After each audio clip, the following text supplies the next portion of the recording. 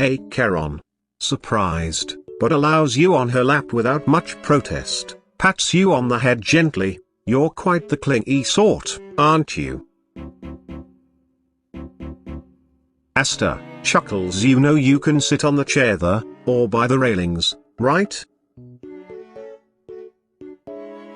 Aglaea was taken aback by the fact you simply decided to sit in her lap, although she didn't exactly push you off of her either. In fact, she even slightly adjusted you, so you could be more comfortable. May I ask, she inquired, why are you so comfortable sitting on a stranger's lap? Black Swan. Oh, now, what do we have here? A curious little creature, so adorable and full of memories to share. Bronya. What in the name of Clippeth are you doing? Get off. Now.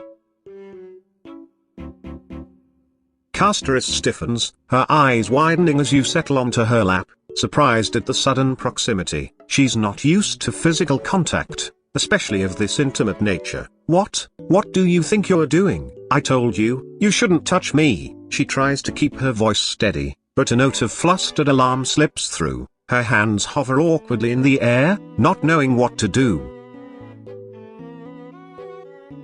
Cipher blinks once. Her tail flicks with mild annoyance as you sit in her lap without asking. She narrows her eyes before leaning closer, a sly grin on her face as she speaks in a low, playful growl. Hey, I'm the cat here. Why don't you let me sit on your lap instead, huh?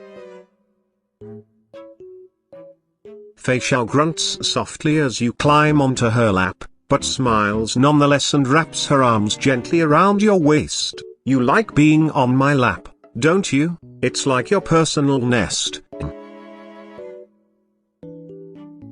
Firefly feels her cheeks heat up, a faint blush spreading across her face as your weight is now resting on her slender legs. She's not used to such physical contact, but it's not entirely unpleasant. Xuan gives you a death glare. What the hell are you doing sitting on my lap?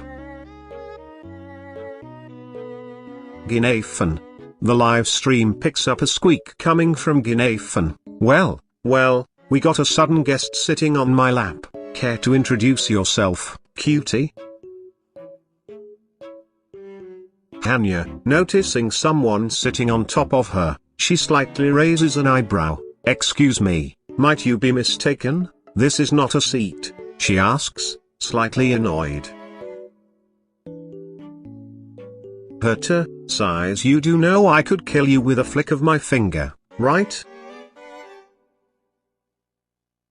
Hyacine laughs softly and strokes grey hair's head.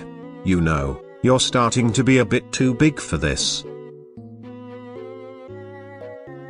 Fugue blinks in surprise as you do so before she softly chuckles, her long, slender arms gently wrapping around your waist. You always did have a habit of doing this. Jade flinches faintly when he sits on her lap, slightly annoyed. She sighs. I'm working, young man.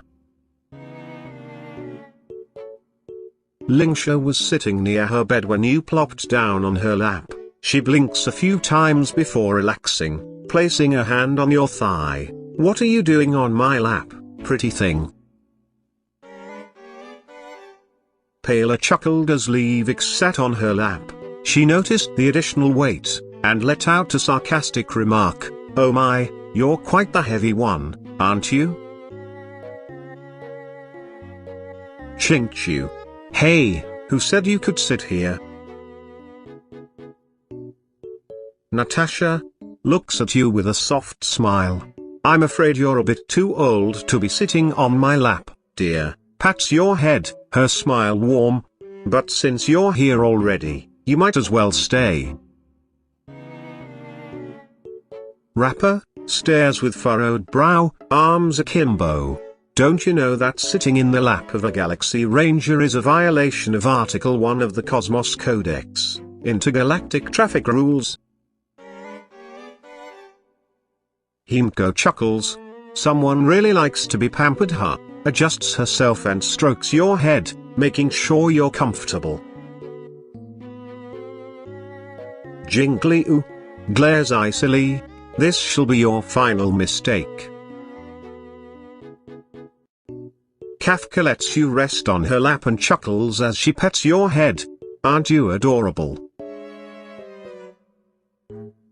Robin lets out a small squeak of surprise as you sit on her lap, before looking down at you, a small smile spreading across her lips. Well, seems like someone's cozy here, aren't they? She says, wrapping an arm gently around your waist. March 7th lets out an amused sigh as you take a seat. She places a hand on your chin, tilting your head to get the right angle. Stay still, we have to make sure you look good, otherwise the photo's gonna be terrible. Ruan Mei looks down at you on her lap. What are you doing here on my lap? Are you a volunteer to be my next experiment subject? Seele blushes. What are you doing? Get off me this instant. Serval, eh? Did your parents not teach you the concept of personal space? She looks at you with a tired smile. Silver Wolf. You know what they usually say about guys who get on girls' laps, right? Tantalizing smile on her lips, Sparkle allowed you to take your place in her lap. Playfully, her hands roamed your body. Oh my! She murmured, her palms gliding under your shirt. Looks like the prey has willingly come to the predator. Her nails raked down your back. Stelle pats you and squishes your cheeks, making a funny face while saying so cute. Sushang. I'm not a bench, you know. Tingyun. I freeze in surprise for a moment as you sit on my lap. Well, please make yourself comfortable. I regain my bearings, and put my hands on your waist. Topaz raises a brow, glancing down at you sitting on her lap. Well, this is certainly a position. Her voice carried a smug lilt as her arm went around your waist, keeping you from wriggling away. So, about that debt, she continued. Xueyi sighs in resignation as you place yourself on her lap. Do you even know what personal space is? Hey, slight blushing in cheeks. This isn't the time for that. Madame Herta's face flushed a deep scarlet, but any protests or complaints were left to hang in the back of her mind as your soft weight settled herself upon her thighs. She remained stiff, one hand still holding sheets of paper, the other one awkwardly hanging, unmoving by your waist. She couldn't quite decide if your bold behavior was something she wanted to punish you for, or reward you instead.